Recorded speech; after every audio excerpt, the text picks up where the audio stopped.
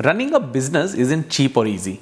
There are expenses which are hidden, which no one talks about, and can significantly impact your bottom line, making it heavy.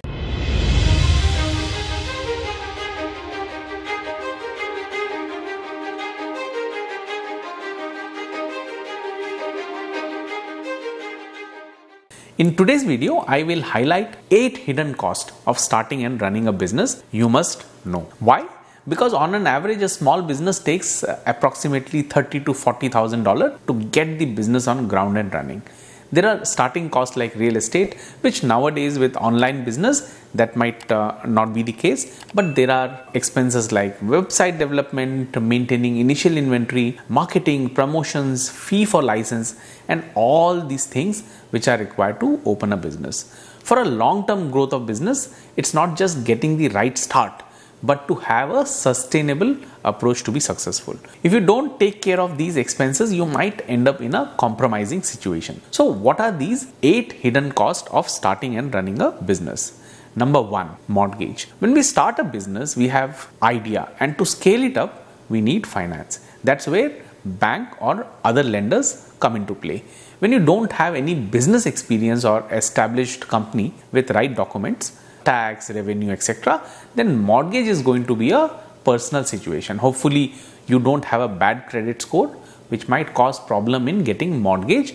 And even if you get at higher interest rate than what you can anticipate. You need to be aware of the hidden cost that's on mortgage interest. Fixing credit on the front end will save you a lot of money in the years to come. Number 2, employee benefit and perks. Many make mistake of calculating what you will pay to the employee in terms of salary. In addition to things such as taxes, benefit, perks to keep them motivated need to be kept in mind. As a thumb rule, keep 1.25 to 1.4 times the base pay. Example, for 50k, consider 70k. Believe me, it's not enough to calculate what you will be paying. Once you factor these, your chances of going off track will be very less. When you have multiple employees, disparity on what you actually pay versus what you expected to pay could be enough to derail your business. Number 3 is shrinkage. If you are selling physical product, shrinkage is an issue again. Even Amazon faces that, which you cannot avoid. It could be due to things like errors in paper, shoplifting, theft, fraud, etc. As a thumb rule, it can be considered as 6%.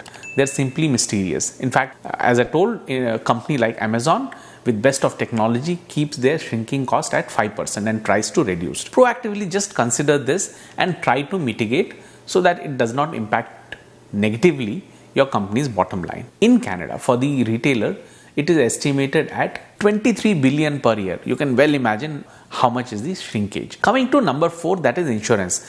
There's a long laundry list here. Cyber insurance, small business, liability, error and omission, worker compensation, property insurance. Don't worry, you might not need all at start. When I started, I did not know any of these. As your business grows and you try to transfer risk, you will start thinking about them sooner or later. If you are like me who started on a tight budget, this could be an easy $1,000 or more, which could come as a surprise if you haven't thought already. Now, coming to number 5 is the legal fee.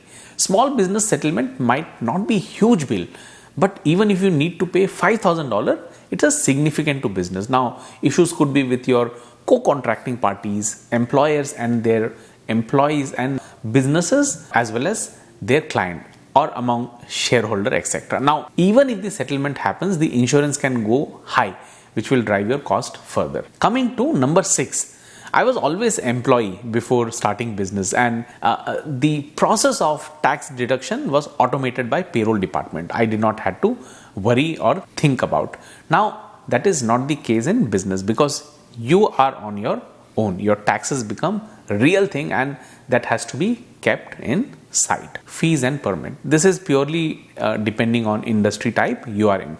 In my case, there are no permit, but there are fees which are mostly quarterly, yearly, mostly subscription of software as service, depending on your industry type.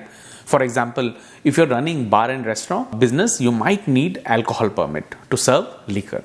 Now, many don't realize and find themselves spending thousands on something they don't know about. Eventually, it's all learning, right? Number 8, that is administrative cost. There are things like computer, utilities, phone, printers, cabinet to keep all your paperwork, office supplies, and also software. These items might seem not so important. However, when you add up, it's a significant cost. It takes money to make money. So you have the money and use it wisely. Hope this video is of value to you. How will I know? By your comment, questions and like. Hope you do that. Thanks for watching Canada Tried and Tested.